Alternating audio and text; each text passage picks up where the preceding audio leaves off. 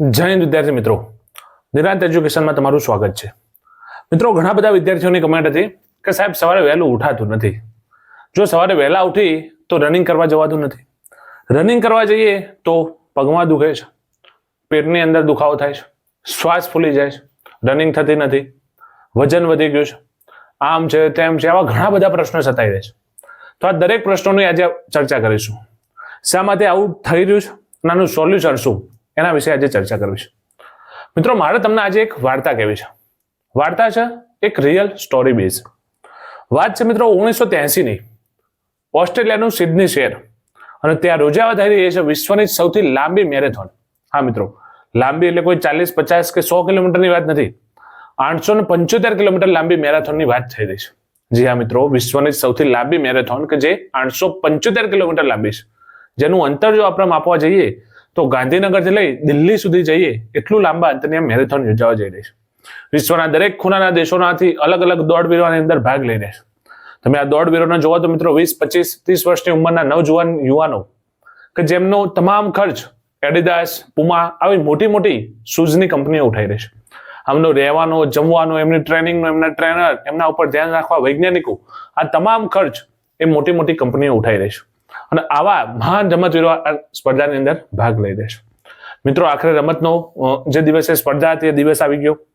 દરેક રમતવીરો જે શરૂઆત લાઈન હતી રનિંગ કરવાની ત્યાં બધા પહોંચી ગયા અને અચાનક રેસ થવાની થોડીક જ વાર હતી અને અચાનક ભીડની અંદર એક હલચલ થવા માંડી.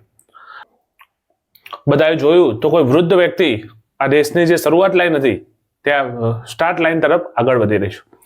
બધાને એવું લાગ્યું કે આ વ્યક્તિ કદાચ રસ્તો ભૂલી ગઈ છે અથવા તો ભૂલથી અહીંયા આવી ગઈ છે. બધા કેમેરામેને એના ઉપર ફોકસ કર્યું અને કેમેરામેને જઈને એને માઇક આપ્યું અને પૂછ્યું કે તમે અહીંયા શું કામ આવી ગયા છો? શું તમે અહીંયા રસ્તો ભૂલી ગયા છો? શું તમે અહીંયા ભૂલથી આવી ગયા છો? ત્યારે પેલી વ્યક્તિએ જણાવ્યું કે ના, હું અહીં કંઈ ભૂલથી નથી આવી ગયો કે નથી હું રસ્તો ભૂલી ગયો. હું તો અહીંયા મેરેથોન આ સ્પર્ધાની અંદર ભાગ લેવા માટે આવ્યો છું. ત્યાં હાજર રહેલી દરેક વ્યક્તિ એના ઉપર હસવા માંડી. કેમેરામેને ફરી પૂછ્યું શું તમે તમારું નામ અને ઉંમર જણાવી શકો? પેલા વ્યક્તિએ કહ્યું કે મારું નામ છે ક્લિફ યંગ અને મારી ઉંમર 61 વર્ષની છે. બધા લોકોને આશ્ચર્યચકિત થયું કે જ્યારે 20-25 વર્ષના યુવાનો આ સ્પર્ધામાં ભાગ લઈ રહે છે ત્યારે એમની સામે 61 વર્ષની વ્યક્તિ કદાચ આને ખબર નહીં હોય કે 875 કિલોમીટર લાંબી રેસ છે. બધા એને ચોખડ કરી કેમેરામેન, તમને ખબર છે કેટલી લાંબી રેસ છે? કે હા, મને ખબર છે, વિશ્વની સૌથી લાંબી આ મેરેથોન છે. તો કે તમે કોઈ દિવસ રનિંગ કરેલી છે? તો પેલા વ્યક્તિએ કહ્યું ના, હું રનિંગ ચોક્કસ નથી કરેલી, પણ હું 700-800 વીઘા જેટલી જમીન વાવું છું અને મારી જોડે 1000 જેટલા ભેંસો, ગાયો, ભેંસો અને ઘેટા બકરા છે. તો ક્યારેક તુફાન કે એવું આવી જાય તો આ દરેક ઘેટા બકરાને ભેગા કરવા માટે મારે દોડવું પડતું હોય છે અને એમને હું ભેગા કરીને એક જગ્યાએ એકઠા કરું છું.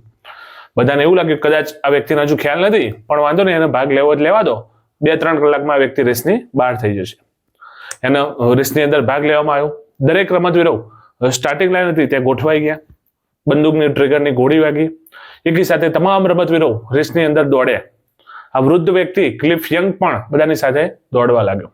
બધા એકદમ ફાસ્ટ દોડી રહ્યા, પણ આ ક્લિફ યંગ વૃદ્ધ વ્યક્તિ એકદમ ધીમે ધીમે, જાણે આપણે આમ જોગિંગ કરતા હોય એવી રીતે ધીમે ધીમે એને રેસની શરૂઆત કરી. બધાને એવું હતું કે માંડ 3 થી 4 કલાક, વધારેમાં વધારે 4-5 કલાકની અંદર આ વ્યક્તિ થાકી જશે અને બેસી જશે. આ જે રમતવીરો ભાગ લઈ રહ્યા હતા એમનો એક વૈજ્ઞાનિક, એમનો એક નિયમ એવો હતો કે આટલું બધું સતત દોડી ના શકાય. એટલે એમના જે ટ્રેનર હતા, એમના જે વૈજ્ઞાનિકો હતા, એમને એવું કીધેલું કે તમારા 18 કલાક સતત દોડવાનું અને 6 કલાક આરામ કરવાનો. 6 કલાકની ઊંઘ અથવા તમારા શરીરને આરામ ફરજિયાત જોશે, નહીં તો તમારું શરીર આની અંદર સાથ આપી શકશે નહીં. એટલે પહેલા દિવસે 18 કલાક સતત દરેક રમતવીર દોડે અને પછી દરેક પોતપોતાના ટેન્ટમાં જઈ એમનું જ્યુસ, આ તે નાસ્તો, પોતાના બોડીનું મસાજ કરાવી દરેક જણ સૂઈ ગયા. સવારે જ્યારે આ એથ્લેટિકો ઉઠ્યા ત્યારે એમને એક સમાચાર મળ્યા અને સમાચાર સાંભળી એમના પગ નીચેથી જમીન ખસી ગઈ. એ સમાચાર હતા કે આ 61 વર્ષની વૃદ્ધ વ્યક્તિ ક્લિફ યંગ એ સતત દોડી રહી છે. એને સહેજ પણ આરામ કર્યો નથી. સતત સવારથી લઈને અત્યાર સુધી સતત 24 કલાકથી દોડી રહી છે. વૈજ્ઞાનિક બધા જે એથ્લેટિકો હતા એ હસવા માંડ્યા. એમને એવું લાગ્યું કે આ વ્યક્તિને કદાચ નિયમની ખબર નથી કે ભાઈ 6 કલાકનો આરામ જોઈએ, આનું શરીર થાકી જશે, આનું શરીર આના સાથ નહીં આપો અને પરિણામે આ રેસની બહાર થઈ જશે. આવી એને વાત કરી. બીજો દિવસ થયો, સવારે ફરી દરેક એથ્લેટિક પાછા રનિંગમાં લાગી ગયા. ફરી 18 કલાક થયા, ફરી પાછા દરેક પોતપોતાના ટેન્ટમાં જઈ આરામ કરવા લાગ્યા. સવારે ફરી ઉઠ્યા. બીજા દિવસે પણ અમને આ સમાચારમાં સાંભળવા મળે કે ક્લિફ યંગ હજુ પણ સતત દોડી રહેશે. હવે આ લોકો જે એમનો મજાક બનાવી દેતા એ હવે સિરિયસ થવા માંડે, એમને હવે ચિંતા થવા માંડી કે આ વ્યક્તિ હજુ સુધી લાગી રહી છે. એમને એવું થયું કદાચ આજ સાંજ સુધીમાં તો આ વ્યક્તિ પોતાનું શરીર ફેંકી દે છે. ત્રીજા દિવસે ફરી સવારે ઉઠ્યા, ફરી એમના આ જ સમાચાર સાંભળવા મળ્યા કે આ ક્લિફ યંગ હજુ પણ સતત દોડી રહ્યા છે. હવે આ જે એથ્લેટિકો હતા એમના હોશ ઉડી ગયા, એ એકદમ ચિંતામાં આવી ગયા. એમને એકદમ ચિંતા થવા માંડી કે આવું કેવી રીતે બની શકે. એમને પોતાની ઊંઘના કલાકો ઓછા કરી નાખ્યા અને જે 18 કલાકની રનિંગ હતી એની જગ્યાએ 20 કલાકની સતત દોડ ચાલુ કરી. આમના મિત્રો સતત ચાલી રહ્યું અને આખરે 5 દિવસ 15 કલાક અને 4 મિનિટના સમય પછી આ 61 વર્ષની વૃદ્ધ વ્યક્તિ ક્લિફ યંગ ફિનિશ લાઇનને ક્રોસ કરી જાય છે અને રેસ જીતી જાય છે. એટલું જ નહીં મિત્રો, પણ સાથે સાથે એક વર્લ્ડ રેકોર્ડ પણ બનાવી જાય છે. જે બીજા નંબરે રેસ જીતે તે વ્યક્તિ 10 કલાક પછી એ જગ્યાએ પહોંચે છે. મિત્રો આવું કેવી રીતે બની શકે? દુનિયાની અંદર સમાચાર પહોંચી ગયા, દુનિયામાં સન્નાટો થઈ ગયો, એકદમ સુમસામ થઈ ગયું કે આવું કેવી રીતે પોસિબલ થઈ શકે કે જે મહાન એથ્લેટિકો હતા કે જેમનો તમામ ખર્ચો, એમની જે સ્પોન્સરશિપ એ મોટી મોટી કંપનીઓ લઈ રહી હતી, જેમના પાછળ વૈજ્ઞાનિકો કામ કરી રહ્યા હતા, જેમના પાછળ સ્પેશિયલ કોચિંગ, એમનું ખાવું પીવું રહેવું ઊંઘવું તમામ વસ્તુનું ધ્યાન દેવાતું હતું, એવી વ્યક્તિને એક 61 વર્ષની વૃદ્ધ વ્યક્તિ કે જે ખેડૂત પરિવારમાંથી આવે છે વ્યક્તિ કેવી રીતે હરાવી શકે? દરેક વ્યક્તિ શૂન્ય નથી. પ્રેસ કોન્ફરન્સ યોજાઈ. પ્રેસ કોન્ફરન્સની અંદર આ ક્લિફ યંગને પૂછવામાં આવ્યું કે તમે આ રેસ કેવી રીતે પાસ કરી ચૂક્યા?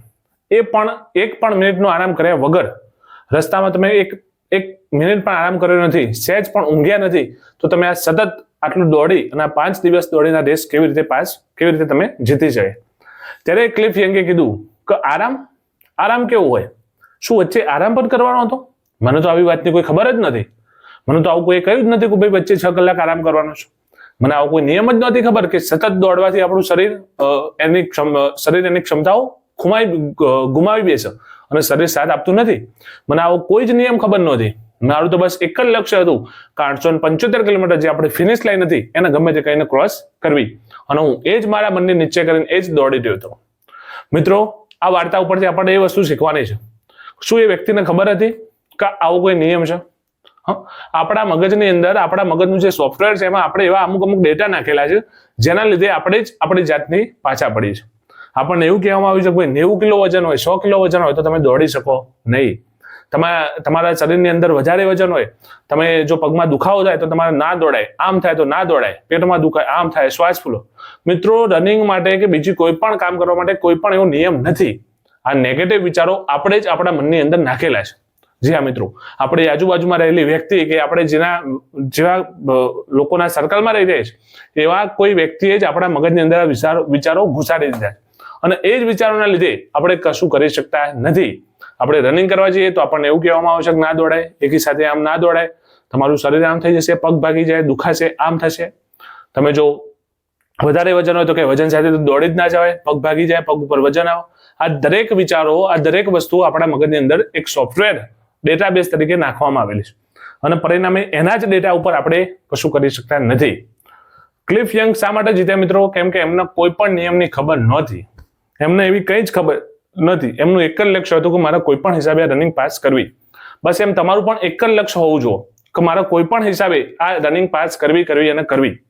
મિત્રો 875 કિલોમીટર 61 વર્ષની ઉંમરે તમે વિચારો તો ખરા.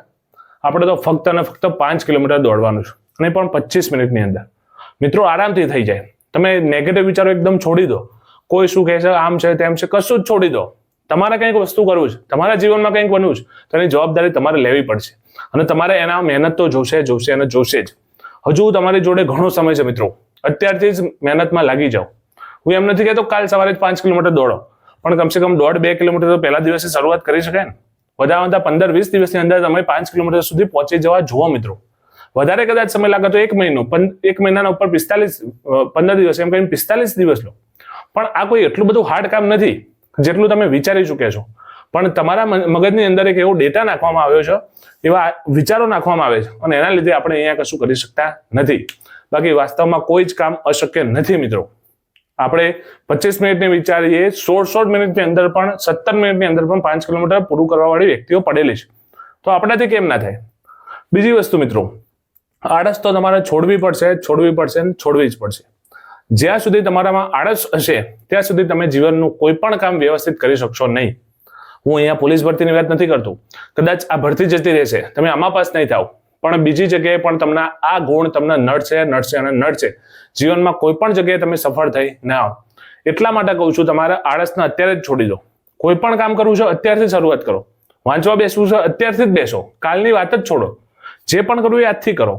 બીજી વસ્તુ, સમય કોઈની રાહ જોશે નહીં. ભરતી બોર્ડના 14,000 વિદ્યાર્થીઓ જોવું છે. તમે કદાચ એની અંદર ક્વોલિફાય નહીં થાવ તો એને તમારી પડી નથી. એના તમારા પાછળ હજારો વિદ્યાર્થીઓ તૈયાર છે. માટે તમારે તમારી જાતને લેવલ ઉપર લઈ જવી પડશે.